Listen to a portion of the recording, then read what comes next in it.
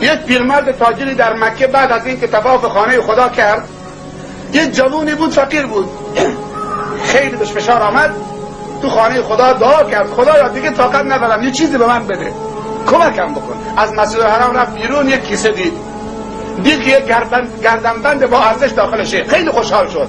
یک کمی که خوشحال شد بعد فکر کرد همین اندازه که من خوشحالم که پیدا کردم، صاحبش ناراحتی که گم کرده، مال من نیست، حرامه.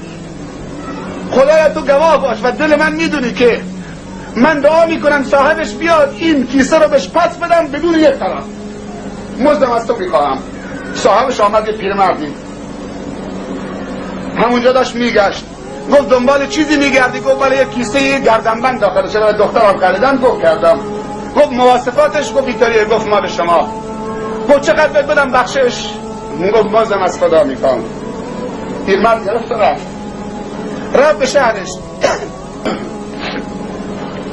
بعد از چند سال جوان میخواست بر بگرده به شهرش، سوار کشتی شد، در مسیر راه کشتی هوا طوفانی شد، کشتی غرق شد.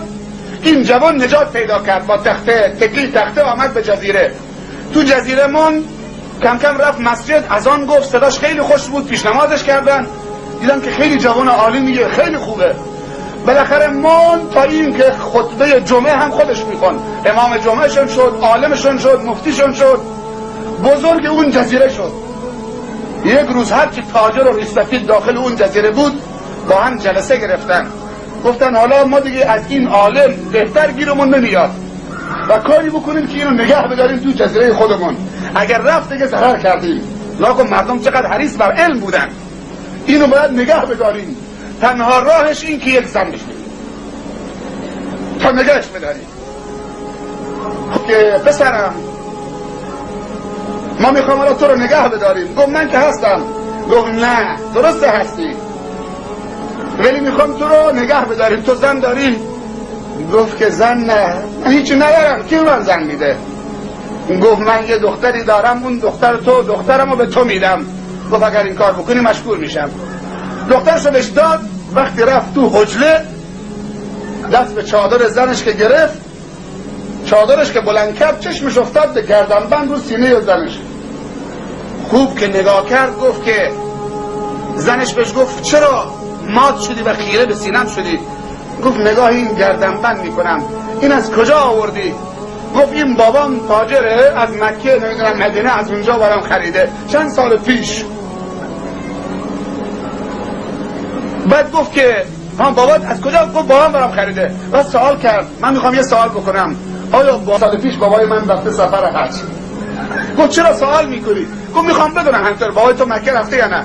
گفت بله بابای من چند سال پیش رفته حج. بعد رو کرد به زنش، گفت زن این گردنبند من صاحبش هستم، تو از بابات بپرس که جریان این گردنبند در مکه چیه. وقتی باباشو طلبید و سوال کرد، گفت که بله این گردنبند در مکه گم شده، یک جوونی پیدا کرد، ولی اون جوان دیگه من ندیدم چه شد، فقط گفتم خدایا من جوونی میخوام مثل این دامادم باشه، این گیرم بیاد، مثل این جوان عفیف و پاک دامن، چشمش به مال دنیا نباشه. گفت من همون جوان صاحب همین گردنبندم. گردنبند داد، هم زن گیرش آمد، هم دین گیرش آمد، هم مقام و منزلت و آبرو گیرش آمد و هم چه اون گردنبند گیرش آمد. کسی که همه چرا به خاطر خدا فدا بکنه، خدا همه چرا به شرفش میده، هم دنیا و هم آخرت بهش میده.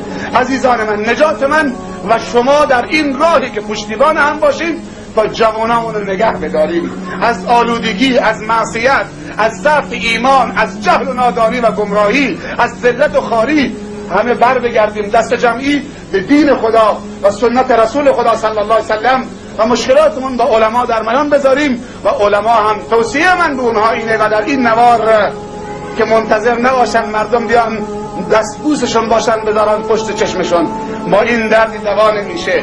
عالمی که این قصدش باشه که مردم دستبوسش باشن هیچ موقع نتیجه نمیگیره، مردم ازش فرار میکنن. باید جون و فدای مردم کرد. مردم خیلی علاقمندن، به شرطی که ما جون و فدای مردم بکنیم. علما میگن یک راه برای آقایی و سروری هست، اونم راه خدمتگزاری و نوکری مردم.